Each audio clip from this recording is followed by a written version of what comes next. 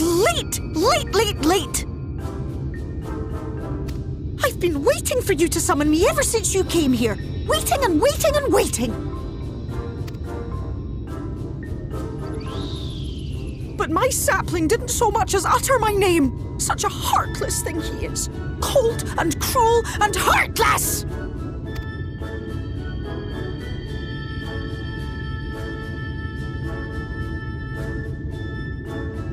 Another self-important little brat.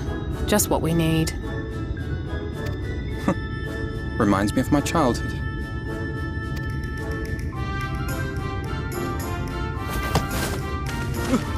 All right, I'm sorry.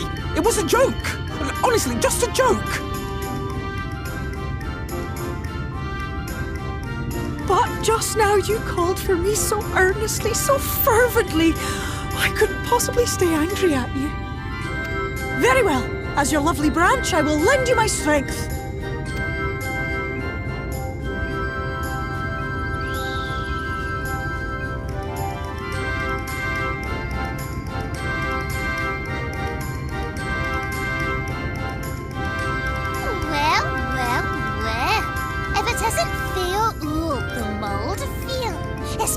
Too long. Not long enough for you to think of any new games, though, apparently. If I were you, I'd be bored of myself. Now let me make something clear. That mortal is mine. No matter what you do, he will never be yours. Never, never, ever! Oh, not even a bit. But what about the others? Surely we can keep them. No, you can't keep them either! They're for my amusement and mine alone! And if you lay so much as a finger on my sapling, I'll scatter the contents of his bag all over your precious village! There'll be cold, hard metal, furry, festering food, stinky, sweaty small clothes, and all manner of other terrible, unmentionable things. How would you like that,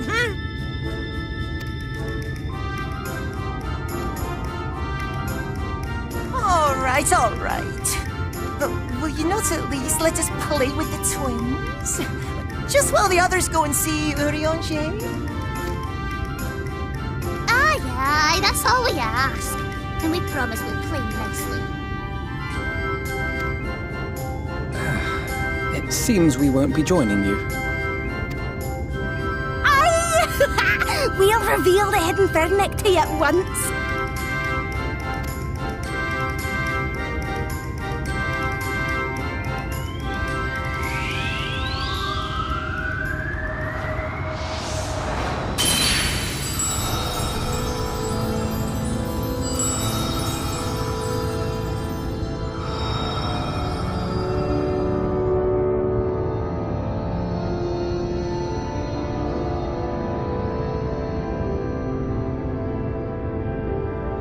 So this is the true Ilmeg.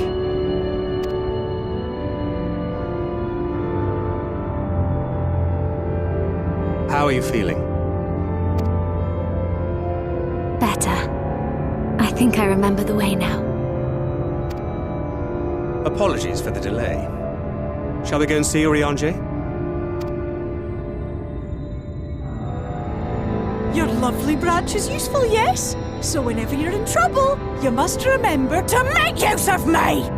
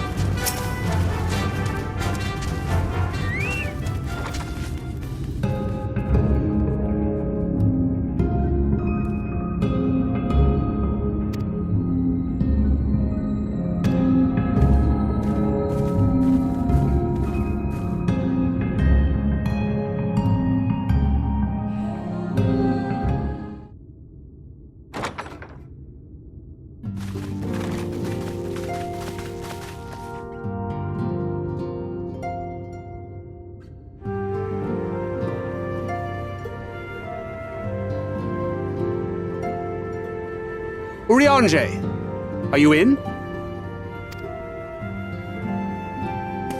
Unto a world weary of heroes, a hero wends his way.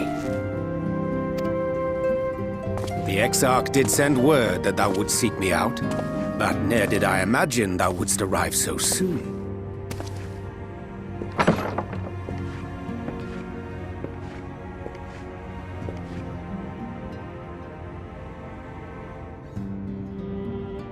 Full glad am I to see thee once more, my friend, and none the worse for thy travails.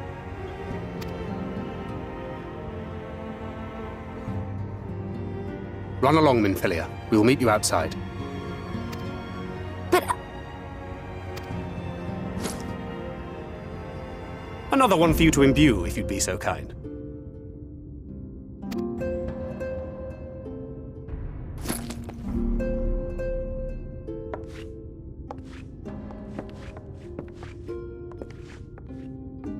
I take it thou hast met with our other comrades already?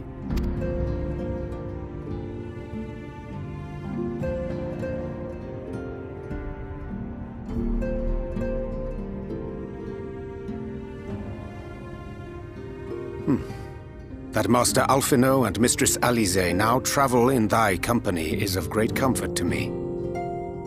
As for the rest, it beginneth in earnest. The hunting of the Light Wardens, and perforce the war with Yulmore.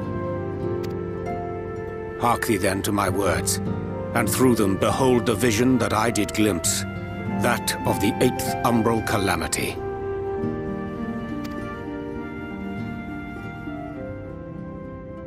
As I drifted hither to the first, traversing the boundary twixt reality and potentiality, I did bear witness to events yet to come. There I saw the combined forces of Eorzea and the Far East offering fierce resistance to the legions of Garlemald. So fierce, in fact, that they did begin to push the enemy back. Ilm by painful ilm at first, then yalm by yalm, and malm by malm in time. Yet the joy they felt was short-lived, for in so doing they did force the Empire's hand. Faced with defeat, the Garleans turned to a weapon most vile: Black Rose. Its potency defied all reckoning. Once released, the gas took on a life of its own, wreaking untold carnage not only in Eorzea, but in the provinces of the Empire besides. From fighters upon the front lines to babes in their beds, none were spared. And as the casualties became too numerous to count, so did the fabric of civilization begin to unravel. Nor did the land itself escape unscathed, for spreading from the site of its release, Black Rose brought death to the very soil. To survive amidst the chaos and upheaval, men came to live by the sword, the rule of law giving way, inevitably, to the rule of might. Thus was the spark struck and the fire kindled, and swiftly did it spread as a blaze in a field of straw to engulf every corner of the world. Nations worthy of the name did then cease to exist. And those souls brave and true who might have risen to restore order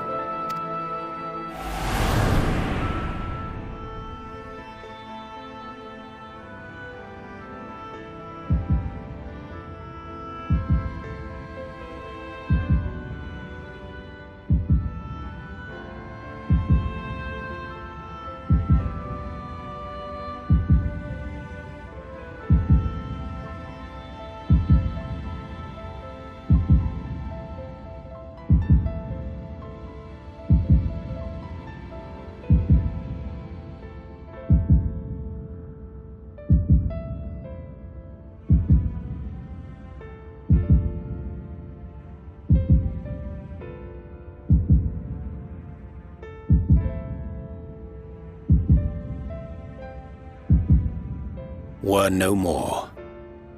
For the weapon spared not one, not even thee.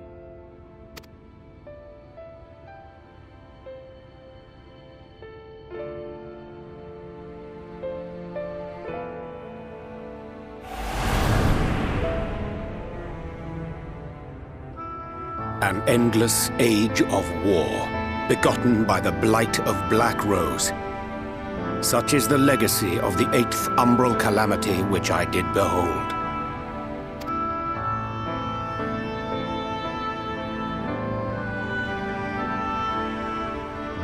No matter the cost, we must forestall this tragedy. To that end, I have labored during my sojourn in this world, discovering in so doing the answer to a pressing mystery. That of Black Rose's inexplicable potency. Come.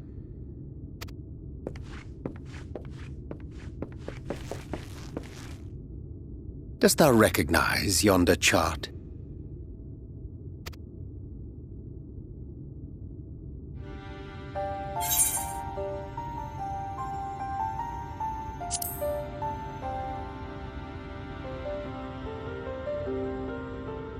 Indeed. 'Tis a rendering of the elemental wheel, such as one might find in classrooms across the source. As the chart maketh plain, our world is composed of 6 elements, in addition to which there exist 2 poles in fundamental opposition. Astral, the active; umbral, the passive. As a reflection of the source, the first naturally compriseth the selfsame forces. Yet, curiously, there is a notable divergence in their nomenclature. To be specific, the denizens of this world employ not the terms astral and umbral.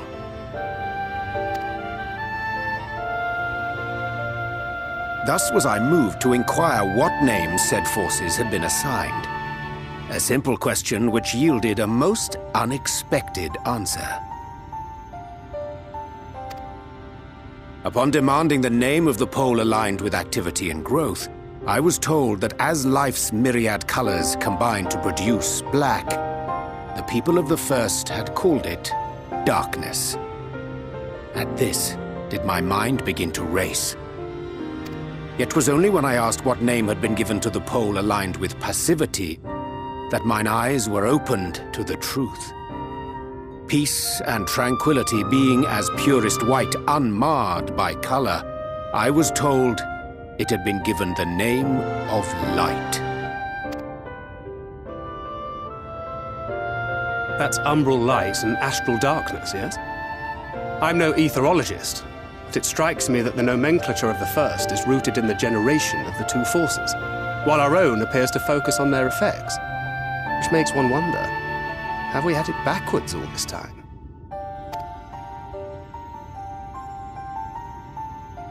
"'Tis indeed a compelling question, and one which beareth closer examination.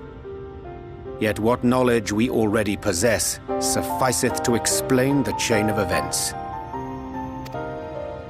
The phenomenon of etheric thinning observed in the source is the consequence of light, the power of stasis, flowing in from the first to stifle the movement of ether within the land. And according to Master Alphino, Black Rose slayeth by halting the circulation of ether within living beings. Should such a weapon be unleashed even as the first were rejoined, replete as it is with light,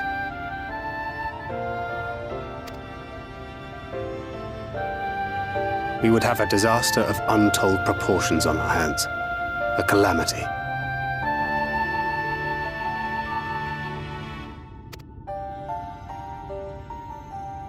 Well, at least we have a better grasp of what we're facing. Our objective, however, remains unchanged.